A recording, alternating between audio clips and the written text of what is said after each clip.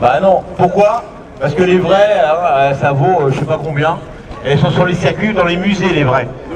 Hein? Après, il y a les répliques, il y a les mauvaises répliques, il y a les bonnes répliques. Comment vas-tu? Hein? Il y a longtemps qu'on ne s'était pas vu. Bon. Ah, ça fait... ah, t'as vu le monde qu'il y a? Tout le monde attend. Hein? Tout le monde attend ça. Regarde, c'est la foule là. Ils connaissent tout ça. Pourtant, c'est une voiture quand même qui date des années 60. Et beaucoup n'étaient pas nés. Pourtant. Et pourtant, une GT40, c'est toujours un mythe. Attends. Voilà, tu parles bien fort dans le micro. Oui. Voilà. L'année prochaine, c'est la réplique de celle qui a gagné le Mans en 68 et 69, puisque c'était la seule voiture qui n'ait jamais gagné 2 fois le Mans, le même châssis. C'est vrai que c'est le même châssis, le même numéro. Le numéro 75. Oui. En 60, je m'appelle. 68 et 69. 68 avec qui alors? Tu te rappelles? Alors, les pilotes. je crois que c'est Bianchi, je suis plus sûr. Par contre, Oliver, je crois. Non, peut-être déjà, mais en 69, parce que je suis sûr, c'est Jackie X et Jackie Oliver. Oliver, voilà. D'accord. Alors qu'à l'époque, Ford n'était plus représenté officiellement. Voilà, ils avaient gagné en 66 et 67. Oui. Hein, et après, ils se sont... En fait, en 68, le règlement a changé. Voilà. Et on ne pouvait plus courir en 3 litres ou en 5 litres. En 5 litres, voilà. 5 litres encore donc, voilà. Donc, en fait, ça, c'est le petit bloc, si on peut dire. Le 289 qui a été monté en 5 litres, en 302, enfin monté en essence, en brut, en 302 Kawasaki. D'accord. Donc, cette voiture, elle représente... c'est une réplique de la voiture qui a gagné en 68 et 69. Voilà, sous les couleurs Golf. Sous les couleurs Golf, puisque c'était John Wyer, le directeur d'écurie, qui avait obtenu l'aide financière de Golf, qui a continué ensuite avec les Porsche et avec d'autres. On peut dire que jusqu'à 68, les sponsors étaient interdits dans les courses automobiles. À partir du 1er janvier 68, on a autorisé le sponsoring. Et c'était un des premiers sponsors en sport automobile, Gulf, qui était un pétrolier.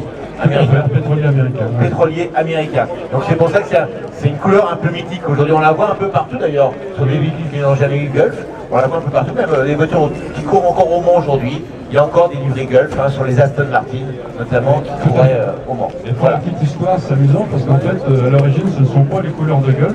Les Gulf venaient de racheter une autre compagnie pétrolière dont je vais dire le nom. Et donc en 68, ils ont pris les couleurs de l'autre compagnie pétrolière et ont changé leur... Ça je savais pas, dis donc. Ah, tu m'apprends quelque chose là. Ça je savais pas. Ah, tu vois, regarde. Hein absolument, je savais que tu venais. C'est pour ça, je savais. Donc, alors, il faut rappeler que la Ford GT40, elle a été présentée pour la première fois, la vraie, je parle en 64, les premières GT40, qui ont affronté Ferrari. Alors si on veut remonter un peu à l'histoire, Ford à l'époque voulait gagner le Mans et voulait racheter Ferrari. Alors dans un premier temps, on a cru que ça allait se faire, et puis au dernier moment, entre Ferrari, il a dit non, non. Donc, un peu vexé, Ford a décidé de créer sa propre voiture, Ils ont acheté un modèle en fait, une étude déjà qui courait, c'était une Lola. Eric Brodek qui avait créé cette voiture. Qui est décédé il y a quelques mois, c'est tout récent, d'accord. Et ils se sont inspirés de cette voiture pour faire la GT40. Tout à fait. Et pourquoi ça s'appelle GT40 justement? 40 pouces de haut. Voilà, 40 pouces de haut. 1m02. Voilà. Donc l'Alpine, la dernière Alpine est haute à côté. Ça, j'ai dit. Voilà, parce que souvent on se demande, tiens, GT, ça veut dire quoi GT40? Ça veut dire ça. Je te laisse continuer. Donc Ferrari, ça a été les grands duels à l'époque, Ferrari-Ford. Donc ça a commencé en 64, ils ont perdu, Ford. Ferrari a gagné. 65, c'était un duel encore plus au sommet.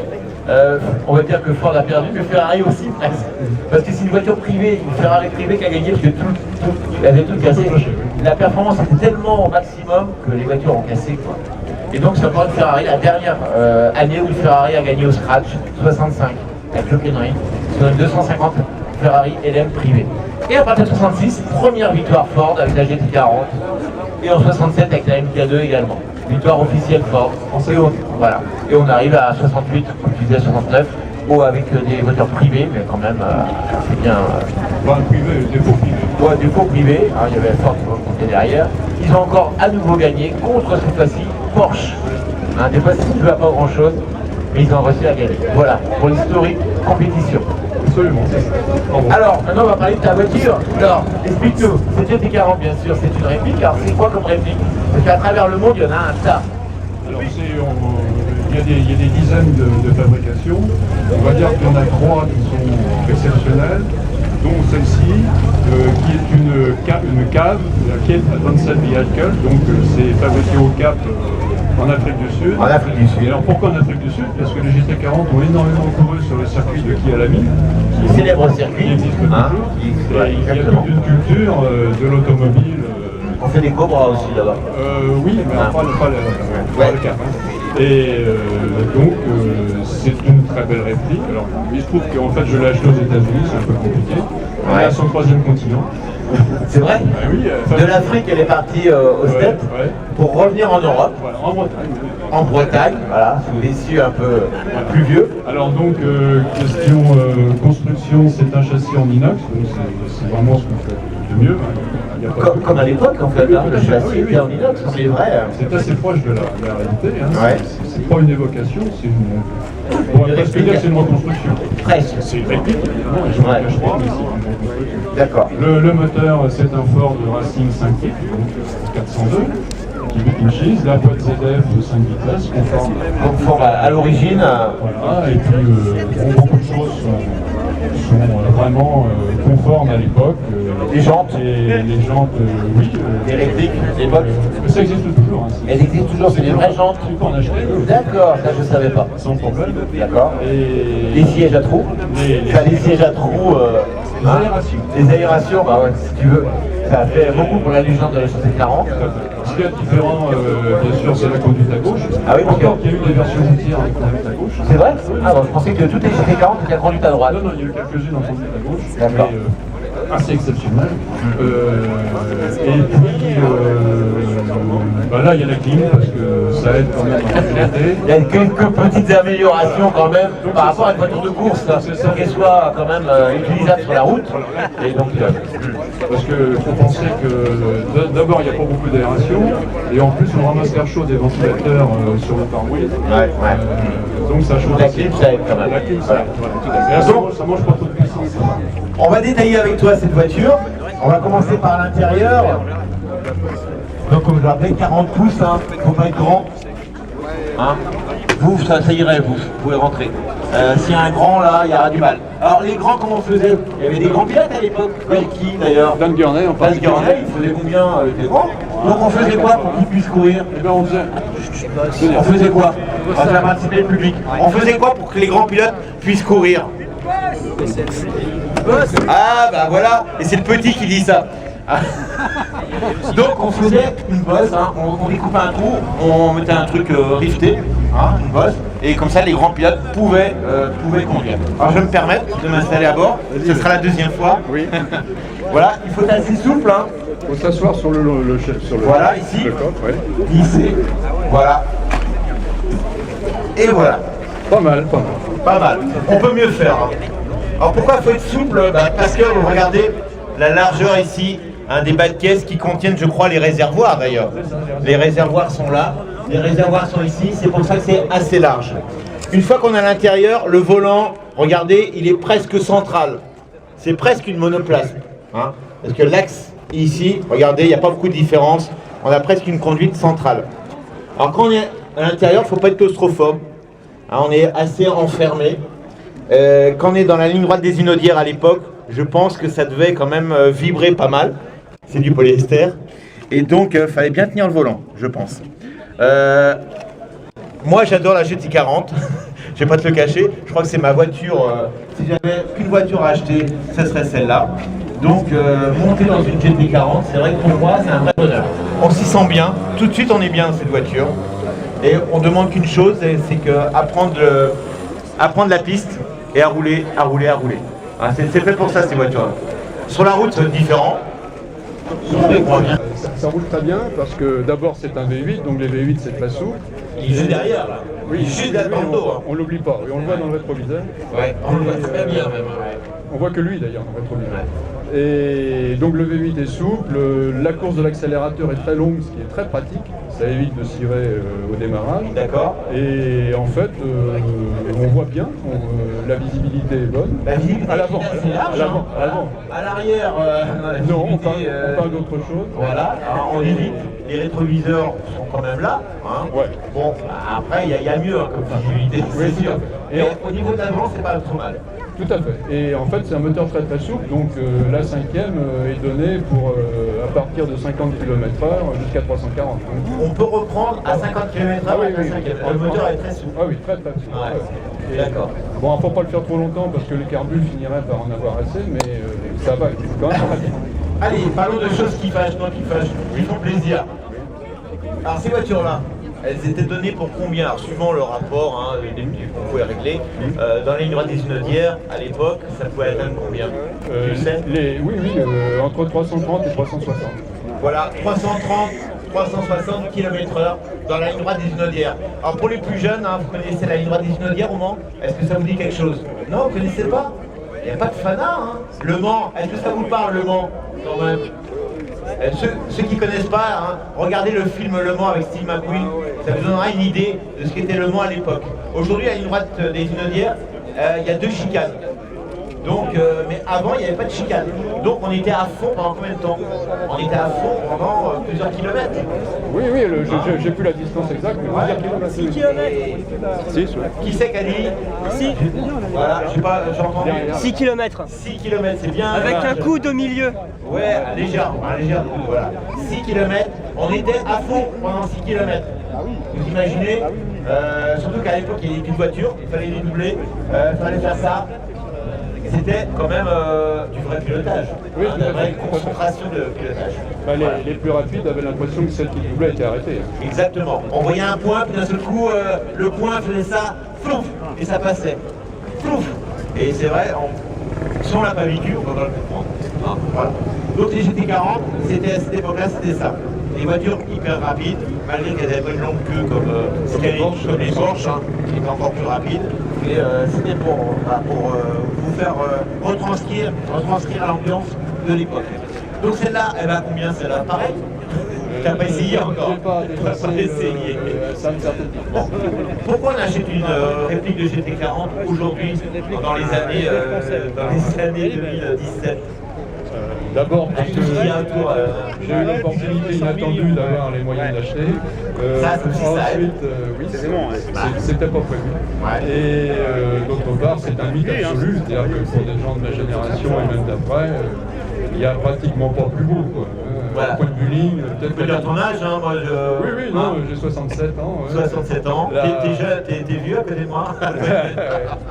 Donc la ligne est absolument magnifique. Le bruit du V8, parce que moi je suis un fanat de V8, j'ai fondé le club Modèle France pas mal de temps aussi. On s'était connus là, voilà, à l'époque, ouais. Et donc là c'est du V8 plus. Ah bah là c'est du gros V8. Je vais ressortir de la voiture correctement. Assieds-toi, ouais. Voilà, s'asseoir sur le... glisser sur le côté, ne pas salir, voilà. Oui, ouais. Non mais j'ai un badge. Ah oui, il faut mieux. Et un pare-brise. Et un pare-brise, ouais. Ok. Alors quand on regarde le moteur, c'est vrai qu'il paraît assez haut, assez costaud quand même. Hein, oui. Qui ne connaît pas, il va dire... C'est surtout les carbus qui... La hauteur. Hein. C'est assez impressionnant. C'est un Ford Racing de 5 litres. Hein, ouais. Donc 4 carbus double corps. Voilà, et surtout un très bel échappement qui évite de manger des chevaux. Je pensais qu'il y avait déjà l'injection à l'époque. Non, pas encore, c'est juste après. Juste après, hein. On est vraiment à la croisée des chemins là. C'est la fin des GT40, hein. Enfin la fin oui. en compétition de plus haut niveau. Voilà. Elles ont tourné très longtemps après. Elles ont continué à tourner et puis l'injection va venir après, notamment par Porsche, qui est un moteur injection. Oui, exactement, c'est ce que je disais. L'échappement, Lyon, c'est un vrai. Quand on dit spaghetti, là, ça prend tout son terme. Spaghetti. Parce que là, c'est dans tous les sens. Il faut que ce soit tous de la même longueur, absolument, l'échappement. C'est accordé. Il faut que ce soit accordé. Les gaz circulent sur la même longueur pour arriver dans le pot de... D'accord. On voit quelques fuites là, non? C'est pas quelques traces noires? Oui, ouais. Bon. c'est à reprendre. Alors, tu as le silencieux que n'avait pas à l'époque les Magnum T40, mais là c'est obligatoire. On ne peut plus rouler avec un échappement libre, même sur le circuit, hein, il faut quand même. Et donc là, tu as le silencieux qui prend pas mal de place, mais enfin ça va. Alors, on va essayer de détailler la triangulation. On voit très bien hein, les pièces en aluminium, hein, le châssis, parce que ça fait partie bien sûr du châssis. Les suspensions inox, hein, comme les vrais. Et la boîte, bien sûr, la boîte ZF. Tu vas assez fort pour la Manu. Ouais, mais quand on prend l'habitude, ça. Ouais, au départ, ça va être facile. Hein. Donc, bien sûr, 5 vitesses. Hein. On n'est pas encore à les boîtes 6 ou 7 vitesses. Une seule vitesse. Et donc, on a des radiateurs qui sont positionnés latéralement. Enfin, un. Je pensais qu'il y en avait deux. Il y a un radiateur d'huile et un radiateur. Alors, celui-ci. Ça c'est la clim et là-bas c'est l'huile. Ah, c'est la clim. Excuse-moi. Et les radiateurs sont à Et l'avant. là-bas, c'est l'huile. Ouais. Voilà. Et les radiateurs d'eau, bien sûr, sont à l'avant avec ces deux grands ventilos que vous voyez. Hein, ça chauffe pas trop, c'est un peu. Non, là, on peut forcer bien sûr la ventilation, mais Ouais. aujourd'hui, il n'y a absolument pas Il n'y a pas besoin, ça ne chauffe pas. Non, de toute façon, on roule 2 à 3 fois moins vite que les possibilités de la voiture. D'accord. Elle chauffe Oui, pas vraiment. oui, c'est sûr. Rouler dans la circulation, justement, aujourd'hui, avec ce genre de voiture, Oui. c'est complètement anachronique. Oui, mais ça Tu peut passes se par faire. la vie. Non, ce qui est dangereux, c'est que les gens ne te voient pas forcément quand Ça, je suis habitué dans à la ça. circulation. Ouais, c'est pas facile. Ça, c'est délicat. C'est le plus délicat. Il faut rouler avec les phares allumés, déjà, je pense. Oui, mais surtout, faut se faire voir. Faut se faire voir. D'accord. C'est vrai qu'elle est peut-être large, mais elle n'est pas très haute. C'est moi Les pneus sont impressionnants, disons. Ouais. À l'arrière, waouh! Je ne sais pas pourquoi tu es monté, mais c'est c'est 285. 285. C'était la taille à l'époque. Oui, c'est la taille. Ouais. D'accord. Donc des Et alors, il y a pneus. une petite anecdote, c'est que dans certaines compétitions, il fallait avoir des coffres à bagages. Donc en fait, vous avez trouvé l'astuce de mettre de chaque côté de l'échappement un petit coffre à bagages en Là aluminium. Là, vous trouvez les amortisseurs de capot. Ouais, voilà, on enlevait les amortisseurs, on mettait des coffres à bagages appuyés sur le châssis. Je fais des coffres Alors à bagages. évidemment, fallait pas acheter son beurre. Hein. C'est de lui, hein. Ouais. Ah, c'est obligatoire, Ouais, ça. c'est Moi, je obligatoire. ne savais pas ça. D'accord. Même à l'époque, à Orlement, il fallait une roue de secours. Ouais, tout à fait. Je me rappelle très très bien. Il y avait possibilité pour les roues de secours de les mettre, on rabaissait l'échappement Ouais. et de les mettre On la met sur au-dessus de la boîte. sur- D'accord. L'avant, on va ouvrir le capot avant qu'il s'ouvre sur le même principe. Alors là, Non c'est un peu compliqué Ah. parce qu'il faut poser le premier capot Bon, et ouvrir le deuxième on va qui pas- s'ouvre. Il s'ouvre exactement Bon. sur le même principe. À part voir le train avant, on verra Voilà, rien. voilà. de toute façon. Il n'y a rien dedans. Le radiateur, il y a tout rien circuit là-bas. alors il y a double circuit de freinage, bien évidemment. Double circuit. Il y a un réservoir de freinage d'urgence supplémentaire. D'accord. Et bon, ça freine comme ça accélère. Impressionnant, hein. L'arrondi hein, qui permet de dégager l'air chaud, qui va directement d'ailleurs sur le pare-brise. Absolument. En fait, hein. Alors selon les modèles, des fois il y a eu un pont au milieu. Oui, des fois il y a une séparation ici, hein, suivant les modèles. Ça a changé au fil du temps. Il y a eu aussi des modèles au tout début, Spider. Oui, alors quelques fabrications. Aujourd'hui, il doit en rester une véritable pour encore. Ouais, c'est bien. Voilà. Qu'est-ce qu'on peut dire encore sur cette GT40 Allez, ça vous intéresse, cette GT40 Vous vous dites, tiens, ça me plairait bien. Combien ça doit coûter 100 000. Hein 100 000. Ah, il s'est renseigné. Oui, il y en a à vendre sur Internet. Il y en a à vendre sur Internet. D'ailleurs, il y en a une autre qui vient ici régulièrement, enfin régulièrement depuis quelques temps, Blanche. Hein. Alors, il y en a deux, c'est bien. Celle-ci, donc ce modèle-là, que tu as décrit, tu l'as pas acheté neuf, ça, bien sûr. Non, je l'ai acheté d'occasion à un Américain. Elle était dans un musée. Dans un musée. Un musée privé. Ah, musée privé. Un fanat de voitures de compétition. D'accord. Aujourd'hui, ces voitures-là sont toujours construites. Oui, tout à fait. Elle est construite au Cap. Si vous voulez voir des choses, vous faites CAV Cap sur votre ordinateur. Et vous avez toutes les arrivez informations sur le site de Allez, l'E-Fourchette. ça peut... Si moi j'en veux une demain. Tu prévois une neuve actuellement, c'est 200 000 euros. 200 000 euros, clé en main.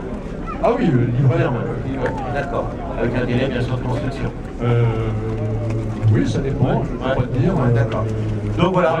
Sur la chaîne, il y en a 5 en même temps. Si vous avez un peu d'argent de côté, Si vous avez un héritage en prévision, ça peut arriver. Voilà. Voilà, 200 000 €. Il y a plus cher hein, pour notre voiture moins prestigieuse. Enfin, c'est presque indécent de dire ça, mais dans le rapport prix-performance, c'est pas cher. ouais. En plus, c'est une voiture qui ne perdra pas. Là, je doute que ça perd. Voilà. Donc, c'est presque un placement aussi. On peut aussi voir ça comme ça. Voilà. La consommation, quand tu sors avec ça, c'est... Un peu moins de 20 litres. Ah ouais, c'est on conduit. Ah non, mais en circulation. Normal. Normal, accéléré, oui. Voilà, accéléré, 20 litres. T'as 3 réservoirs, je crois. Non, deux. Deux, un dans chaque... Dans chaque. D'accord, ok. C'est combien de réservoirs en tout? Ah, c'est pas beaucoup. On a 70 litres. Ah ouais, c'est tout. Ah oui, c'est tout. Ah, Oui, tu vas souvent à la pompe alors bah, si tu vas au Mans. ouais, quand tu vas au Mans. Pour faire le plein. Ouais. Bah ouais, il y a des contraintes hein, pour ce genre de voiture. Oui, c'est différent d'un espace. C'est différent d'un espace. Elle est très très belle en tous les cas. Le public, ça vous a plu ça hein? Je savais que ça allait vous plaire. Très belle démarche. Vous pouvez l'applaudir parce qu'il est remercié. Ah, c'est bien. C'est quelqu'un de très humble, il a pu se payer ça. Tant mieux pour lui, tant mieux pour nous de l'avoir présenté aujourd'hui. C'est vraiment un grand plaisir. Un grand plaisir, je te remercie beaucoup. Un peu de l'applaudir à nouveau. Merci. Merci. On va laisser repartir, on va écouter le bruit. Et on va passer à la moto ensuite. Ah bah la moto c'est sympa. C'est des marques, ouais.